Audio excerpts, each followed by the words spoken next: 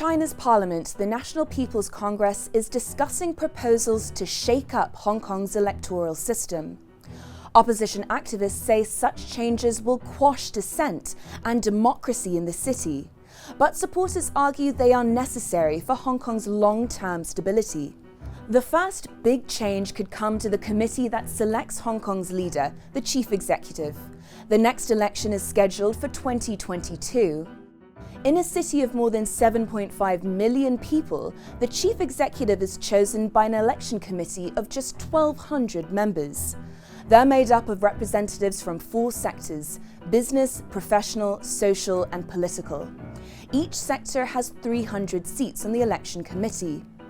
Since the end of British colonial rule in 1997, Beijing loyalists have dominated most of the committee seats, holding majorities in the business, social, and political sectors. But the opposition camp, also known as the Pan-Democrats, have had a firm hold on the professional sector, controlling more than 2/3 of those seats. Along with a few dozen seats from the social and political sectors, the opposition currently has more than 300 votes in the election committee. And Beijing is worried they could have an even stronger voice in 2022. That's because councillors from Hong Kong's 18 district councils hold 117 seats in the political sector of the election committee. In the past, the sector tended to be filled by Beijing loyalist members, but in 2019, the opposition camp won nearly all of the city's district council seats.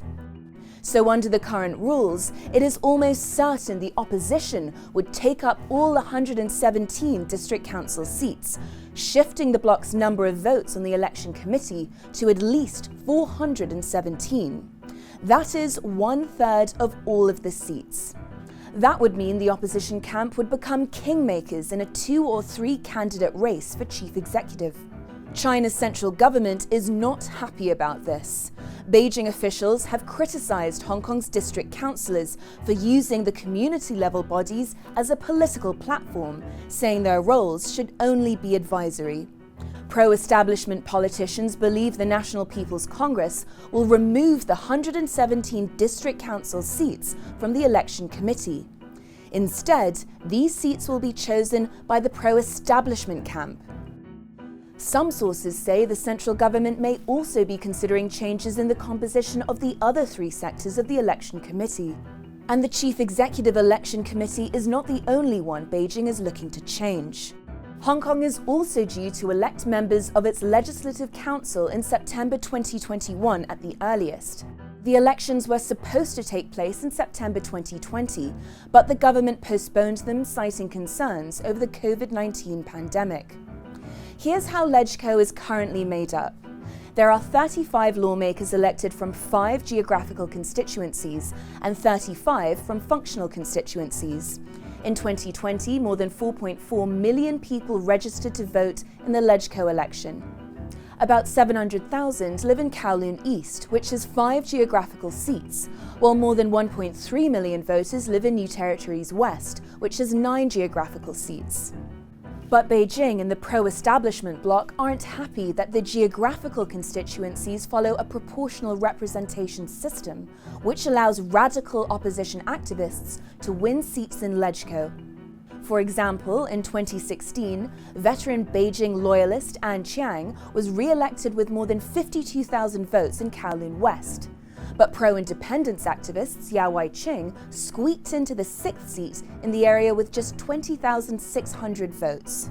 One option Beijing could consider is to break up the 5 geographical constituencies into 10 or as many as 18.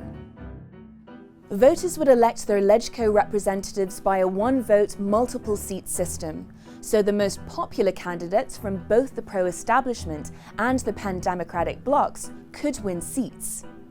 Beijing could also be looking to remove 5 super seats in LegCo.